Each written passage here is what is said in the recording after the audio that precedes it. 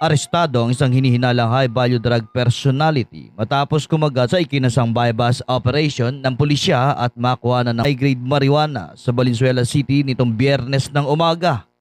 Sa ulat kay Northern Police District Police Brigadier General Ben Liner Capili, kinilala ni Valenzuela Police Chief Police Colonel Joseph Talento ang suspect bilang si alias Leonardo, 25 anyos, residente ng Caloocan City.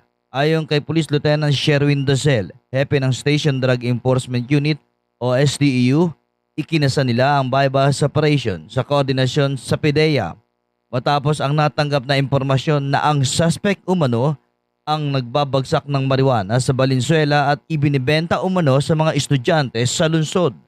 Dakong alas 10 ng umaga nang maaresto ng mga operatiba ng SDEU ang suspect matapos bentahan ng 12,500 halagang hinihinalang high-grade marijuana ang isang pulis na nagpanggap na buyer sa barangay Marulas.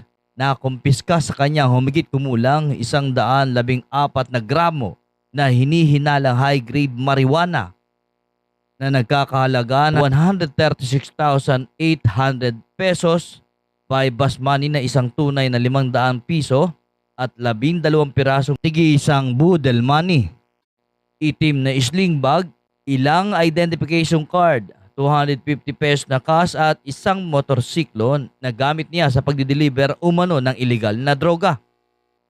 Pinuri naman ni Valenzuela City Mayor Wes Gatchalian ang Valenzuela City Police Station sa pamumuno ni Colonel Talento sa kanilang matagumpay na drug operation dahil ayon sa kanya, walang puwang illegal na droga sa Valenzuela.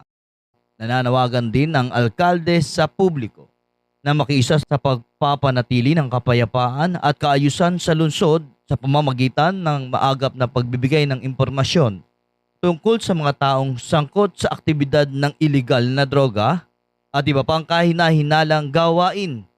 Ang suspect ay may kasong paglabag sa Section 5 at 11 ng RA 9165 o ang Comprehensive Dangerous Drugs Act of 2002. Ako si Mike Tangog.